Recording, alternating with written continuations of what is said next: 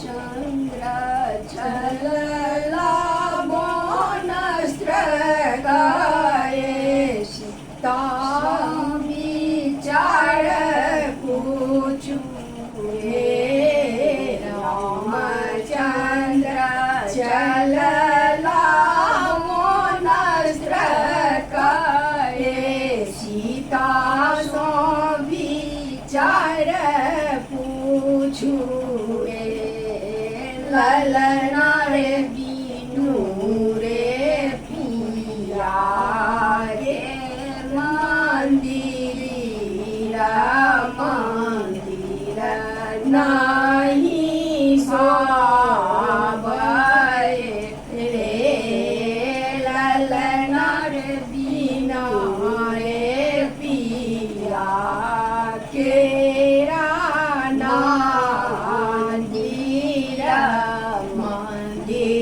नहीं भावे रे मछिया बैसल तो कि आओ रो बहिना लोक रे मछिया बैसल तो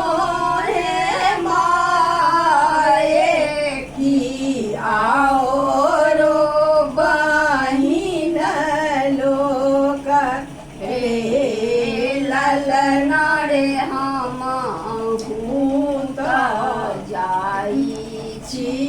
गोनस्त्र काए राशिका के राघव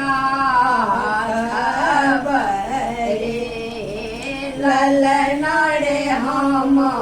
भूत जाई छी गोनस्त्र काए सीता के राघव रे जाऊं सीता रहती कहला मन राघव नायन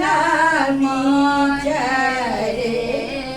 जाऊं सीता रहती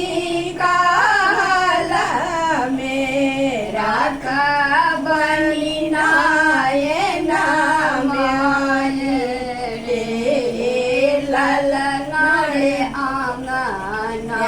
में कोई यहाँ खूना एवं सीता के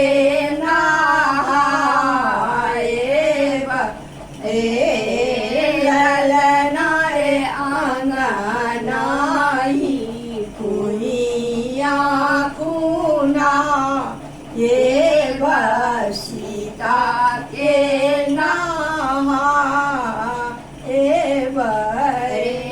बिना रे की लूटी के नाम कहूँ लाए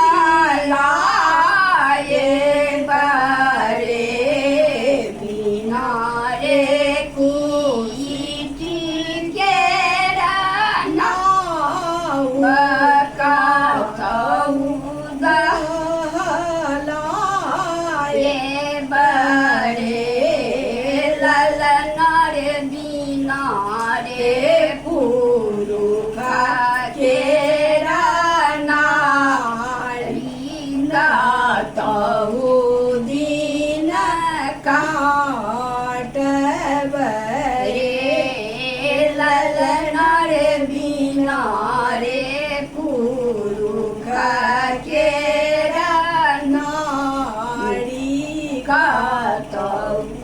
दिन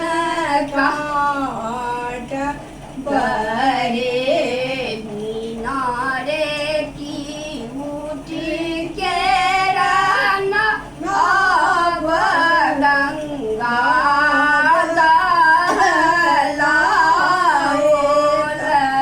रे बिना रे की मुठी के गंगा